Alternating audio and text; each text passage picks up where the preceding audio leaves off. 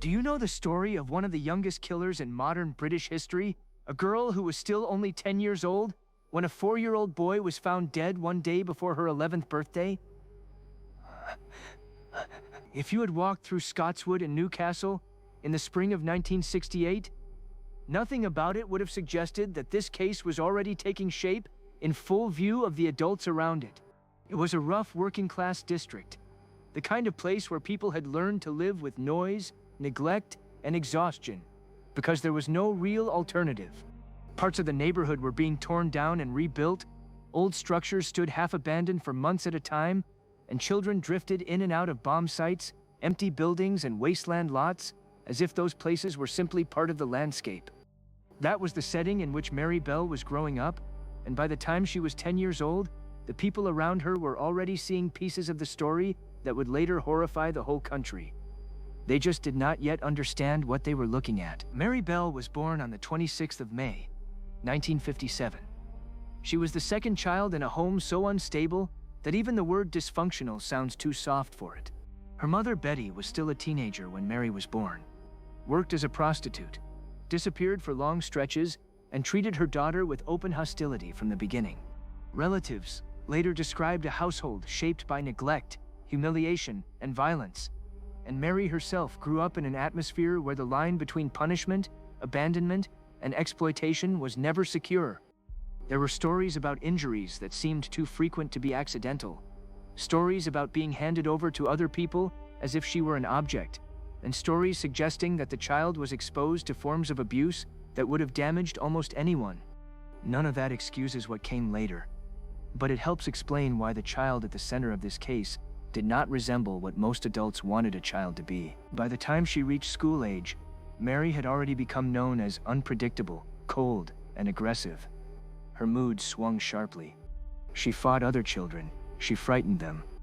She also wet the bed for years, which in another child might have led adults to ask difficult questions about stress and trauma. But in her case seems to have become just one more sign of disorder in a life that no one around her was truly prepared to confront. Other children avoided her when they could. The one person who stayed close was an older girl named Norma Bell, 13 years old, unrelated despite the shared surname, and living nearby. The two of them were seen together often enough that when the killings began, many people instinctively treated them as a pair, even though the real balance of power between them was far less equal than it first looked. The violence did not begin with murder. That is what makes this story so unnerving. It began with rehearsal.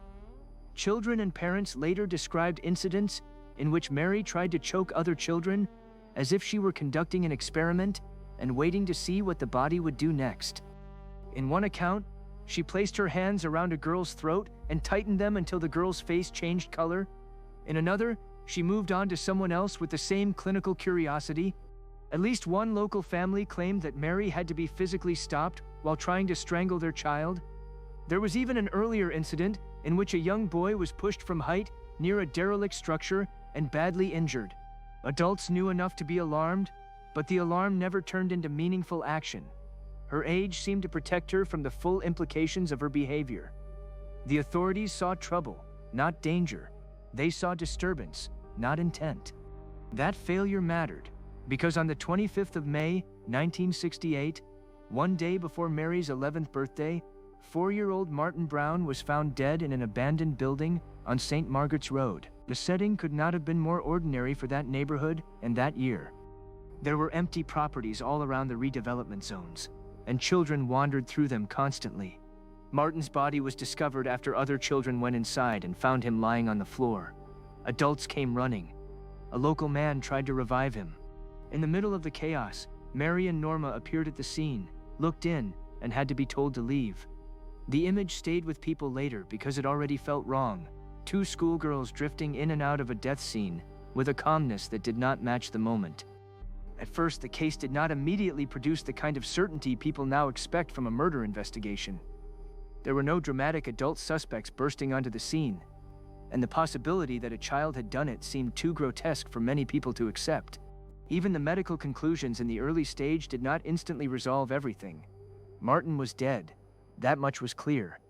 but the idea that another child had killed him still sounded unbelievable to those who were supposed to think the unthinkable for a living. And then came the notes.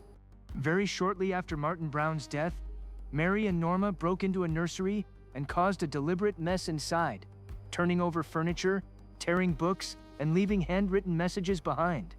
The notes were crude, boastful, ugly, and impossible to mistake in spirit, even when the spelling lurched all over the page.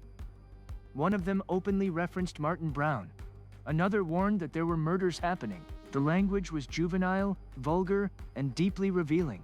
This was not grief, panic, or confusion. This was performance. Someone wanted attention. Someone wanted adults to look directly at the thing they still preferred to call a prank. But that is exactly what the notes were dismissed as. That dismissal is one of the central horrors of the case. A child was dead. Other children had already described strangling attempts before that death. Notes appeared that practically waved for attention after the death. Yet the adults still found ways to translate the obvious into something smaller, safer, and easier to postpone. It is one thing to miss a single clue. It is another to watch a pattern form in daylight and keep insisting that the shape in front of you is something harmless. Mary herself did not behave like someone crushed by fear after the first killing.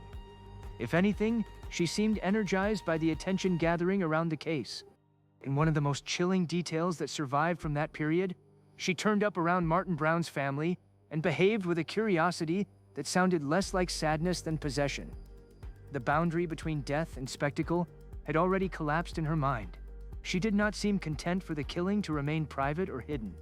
She wanted to move around it, test its effect, and place herself near the center of the emotion it produced. For a little while, however, suspicion still drifted, instead of locking into place. Hold that thought. Subscribe, like, bell. The story isn't finished yet. The city went on. The children kept playing. The abandoned places remained accessible. Adults tried to return to normal. Then the second killing came, and normality finally broke. On the 31st of July, 1968, 3-year-old Brian Howe disappeared while playing outside near his home. Mary and Norma were among the children seen around him earlier that day. Hours later, after searches began and anxiety spread through the neighborhood, Brian's body was found on wasteland near the railway line, partially covered and left in a way that suggested a weak attempt at concealment. This time, the violence was more explicit, and the condition of the body made it much harder for anyone to retreat into comforting explanations. The killer had not simply repeated the first crime. The killer had escalated. That escalation changed the temperature of the case immediately. After Martin Brown's death, some people had still clung to uncertainty. After Brian Howe, uncertainty narrowed into dread. The manner of the killing and the treatment of the body pointed toward someone acting with a mixture of experimentation, cruelty, and control. The murder no longer looked like a single horrifying event that might have been misunderstood. It looked like a pattern becoming more confident with every repetition. Even then, though, what police were facing was psychologically difficult to accept, because most people are built to resist the idea that a child can move through violence with deliberation instead of panic. Adults want to imagine innocence as automatic, and when innocence is clearly gone, they look for some easier category before they allow themselves to call the threat by its real name. But names stopped mattering once investigators began to question Mary Bell more closely. During police interviews, she displayed the same combination of distance, composure, and curiosity that had disturbed people from the beginning. She lied when it suited her. She shifted details. She watched adults react. And then, in one of the moments that pushed suspicion into something much stronger, she revealed knowledge about the body and the crime scene that she should not have possessed unless she had been there in a direct and meaningful way. That was the kind of mistake investigators had been waiting for, without quite believing they would hear it from someone so young. A child could bluff, a child could copy gossip, a child could repeat headlines. But a child who knew the wrong detail in the wrong tone at the wrong moment was something else entirely. By then, the entire shape of the case had changed. What had first looked impossible now began to fit together with grim, coherent logic. The earlier strangling attempts, the push from height, the notes, the behavior around Martin's death, the second murder, the strange need to remain close to the case. and the knowledge that leaked out during questioning all pointed in the same direction. Mary Bell was not simply a troubled child standing near violence. She was the center of it. Norma Bell was pulled into the investigation as well, partly because she had been present so often, partly because the two girls were seen together constantly, and partly because adults tend to assume symmetry where there may only be proximity. In the end, however, the case that hardened around Mary did not harden in the same way around Norma. That difference would matter later in court, where the prosecution tried to present them as jointly involved, while the balance of personality, influence, and intent remained far more complicated. When the case finally reached trial, the country was already transfixed by the idea of two schoolgirls in the dock for the deaths of two very young boys. The proceedings were not merely legal, they were cultural shock rendered into courtroom form. Mary Bell was ultimately found guilty of manslaughter on the grounds of diminished responsibility, not murder, which reflected the view that she was profoundly psychologically damaged even while being responsible for the killings. Norma Bell was acquitted. Mary was detained at Her Majesty's pleasure, and Britain was left with a case that solved the question of who had done it without solving the much more disturbing question of what exactly had been created in that child long before anyone thought to intervene. That is why the Mary Bell case still unsettles people decades later. The murders are terrible on their own, but the deeper terror lies in how much of the story took place before the first body was found. The warning signs were there in the strangling games, in the injuries, in the household she came from, in the coldness other children already recognized, and in the way adults kept translating danger into misbehavior because misbehavior felt easier to manage than the truth. By the time the truth could no longer be avoided, two little boys were dead, one city was in shock, and the country had to face a fact it never wanted to admit. Sometimes the monster does not arrive from outside the neighborhood, but grows inside it, while everyone keep calling the early signs something else.